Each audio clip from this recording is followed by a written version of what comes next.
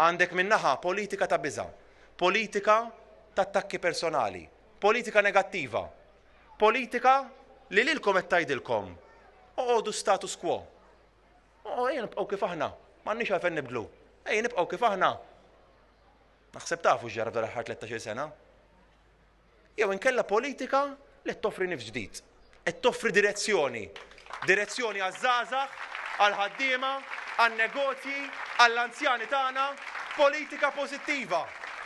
Mhux politika taqtih il-qalb, imma politika li tara li l-ambizzjonijiet tagħkom ikunu l-ambizzjonijiet tagħna.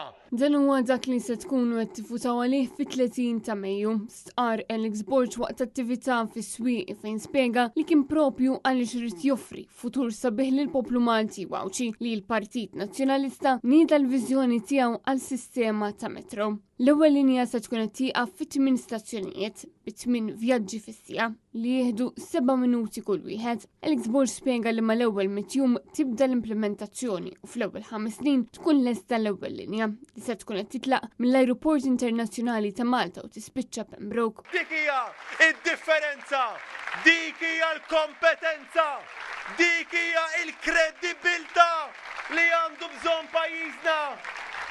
Spjega li traffiku huwa riżultat tal-fatt li l-poplu jista' joqgħod biss bil-vettura tiegħu għax is-sistema ta' trasport pubbliku mhux ta' min joqgħod fuqha u ma hemmx alternattiva. Skont studju, it-traffiku qed jiswa 770 miljun euro fis-sena u fis-snin li ġejjin jekk nibqgħu sejrin hekk se jiswina ma' 900 miljun fis-sena. Fil-li jgħidulna fuq l-art, fil-li jgħidulna taħt l-art, aħna ċari. Aħna kollha b'direzzjoni waħda. Aħna għandna din il-mess rapid transport li l-maġġor parti taħt l-art u nafu fejn irridu immorru. Alex Borg saħaq li dan il-proġett possibbli ikun b'xejn għal poplu Malti u wawċi kollu u determinat li jsolvi problema li ħoloq ħaddieħor.